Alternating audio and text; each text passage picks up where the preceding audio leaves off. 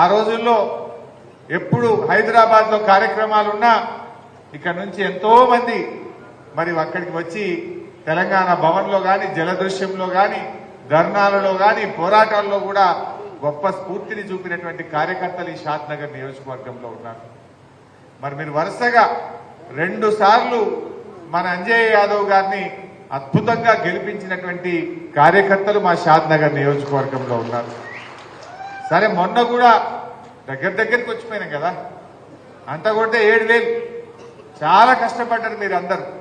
ఆ కాంగ్రెస్ పార్టీ చేసిన మోసపూరిత వాగ్దానాలు అయ్యో అరచేతుల వైకుంఠం చూపించిందిగా.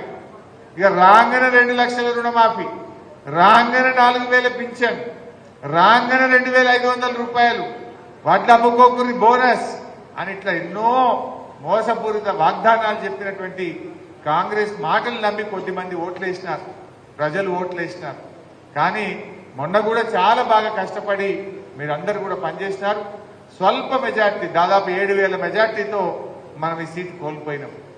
సరే గెలుపు ఓటములు ఉంటాయి. మనం అధికారంలో ఉన్నా ప్రతిపక్షంలో ఉన్నా మనం ప్రజల పక్షాన ఉందాం, ప్రజల కోసం పనిచేద్దాం. సరే ఇలా మనకేం బాధ్యత ఇచ్చిన ప్రజలు, ప్రతిపక్షంలో ఉండేటువంటి బాధ్యత మనకు ఇచ్చారు. డెఫినెట్ గా ఈ ప్రభుత్వం ప్రజలకు ఇచ్చిన హామీలు అమలు చేసేదాకా కూడా వాళ్ళ వెంటబడుడే ప్రజలకు ఇచ్చిన హామీలు అమలు చేసేదాకా నిలదీసుడే. ఎక్కడ వదిలేదు లేదు, అసెంబ్లీలో వదిలేదు లేదు, కింద గ్రౌండ్ లో కూడా వదిలేదు లేదు, ఎంబడ వరుడే పడు. మీరు కూడా కార్యకర్తలు ఎవరు అధైర్యపడకూడదు. జర నా ఇల్లు ఇదికే ఉంటుంది. మీరేదైనా నిజంగా ఇబ్బంది వస్తే ఒక్క ఫోన్ కొట్టుండి గంట సేపట్లో షాద్ నగర్ లో ఉంటా.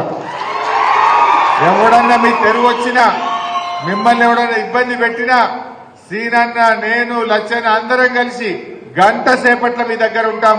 కంటికి రెప్పలాగా కాపాడుకుంటాం. ధైర్యంగా ఉండండి. ఎవ్వరు కూడా అధైర్యపడాల్సిన అవసరం లేదు. మీ మీద అక్రమ కేసులు పెట్టినా, దాడులు చేసినా, మిమ్మల్ని ఇబ్బంది పెట్టినా మేమున్నాం. మీరెవ్వరు కూడా అధైర్యపడాల్సినటువంటి అవసరం లేదు. తక్కువ మా 39 మంది ఎమ్మెల్యేలు ఉన్నాం. అవసరమైతే బస్ వేసుకొని వస్తాం అందరం కలిసి.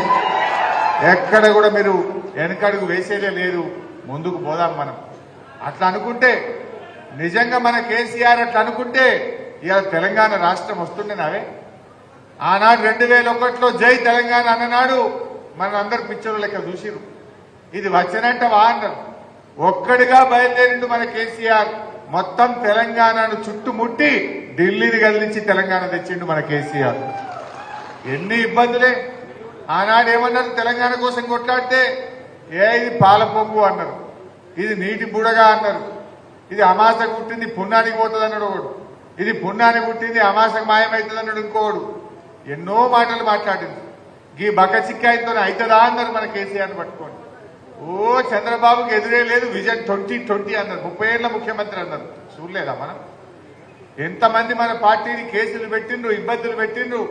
అటు చంద్రబాబు అయితేమి, రాజశేఖర రెడ్డి అయితేనేమి, ఎన్ని ఒడిదొడుకులు వచ్చినా గట్టిగా నిలబడ్డం. ఢిల్లీని కదిలించి తెలంగాణ తెచ్చిన పార్టీ మన బీఆర్ఎస్ పార్టీ.